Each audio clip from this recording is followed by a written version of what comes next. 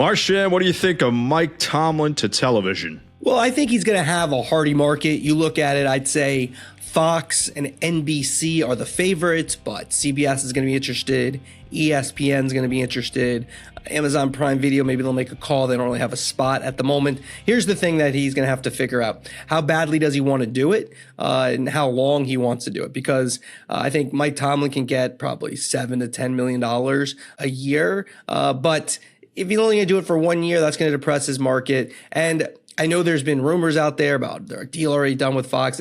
I think Fox is the favorite, but no deal yet with anybody. So I think the process is still going on. I could see NBC going hard after Tomlin. ESPN is always in the mix, especially Super Bowl year. So a lot. How good do you think he'll be? I think he'll be good as long as he's not neutered. I don't think he has to be aggressive. I thought Bill Cowher was going to be good, and I just think he's mediocre at best.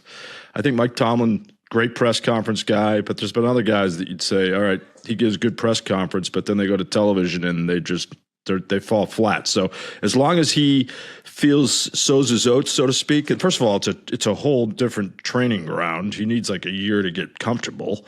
He needs the right cast.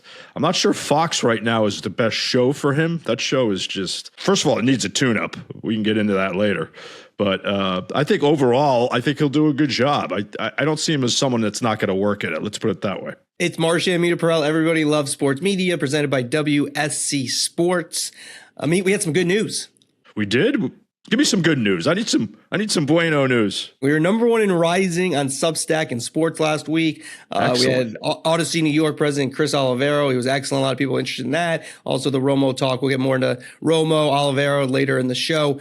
This week, Jake Laser is the main event. He told me after he said things about his growing up that he'd never said before. So look forward to listening to that later in the week. Again, twice a week podcast. Marchand, Meterparel by Tuesday, 5:45 a.m. And then we have the main event later in the week by Thursday, 5:45 a.m. A lot of times come out earlier than that. All right. Love that good news. Note to self, negotiating ploy in the future.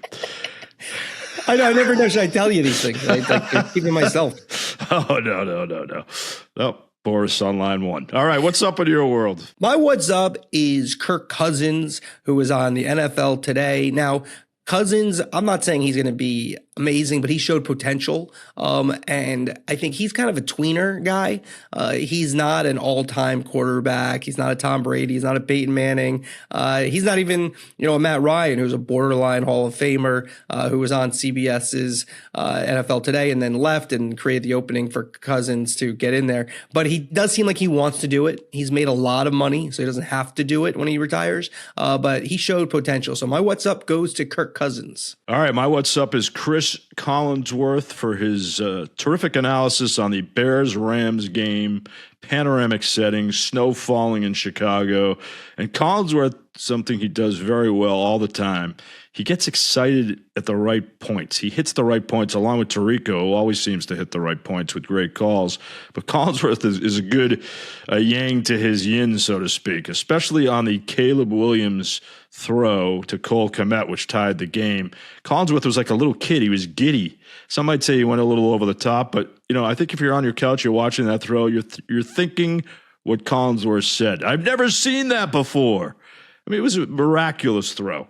Brady never did that. Montana never did that, as far as my recollection. And Collinsworth brought you to that moment. Sometimes he gets a little over the top with his praise, but I think in those spots, he does a really good job, and you know that he enjoys his job. Well, my what's down, the Manning ratings.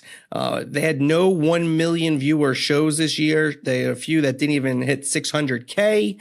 A couple of reasons, I think, for that. Number one, you have Joe Buck and Troy Aikman on the main call, which makes it very easy just to be satisfied with what you get on the main call. And then there are a lot more games on ABC, which I think for the casual fan, they just find it on ABC and maybe don't look to ESPN2, which probably they got some audience with that. I think it's still good. It's still entertaining, but it may be the novelty's worn off a little bit. I think ESPN they have a long-term deal with Peyton, and they love it. It comes to the upfronts.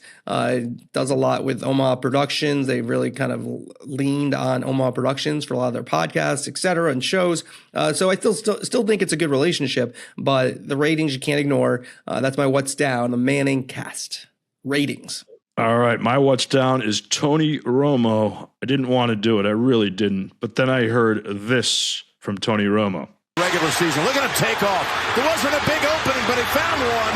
And finally, he barrels right into Talanoa Hufanga for a long gallop of 26. Go ahead and watch Mahomes right here. He's going to go ahead and get back and look, and he knows it's man. Now, mistakes happen. We've gone over this a number of times. Everybody makes mistakes. Yes, you've heard that since first grade. But this is a key spot. You can't misidentify the quarterback. I know he loves Mahomes, but you can't say Mahomes is Josh Allen. You just can't do it. And I know he misspoke. And I thought he was better at times during this game. I thought he was a little bit more engaged. I thought he was predicting plays. He kind of went back to what he was doing before that helped make him successful. So I don't think he had a terrible game, but this spot there just kind of soured it. Of course, social media went crazy, and that's a problem now, which we spoke about last week for Romo.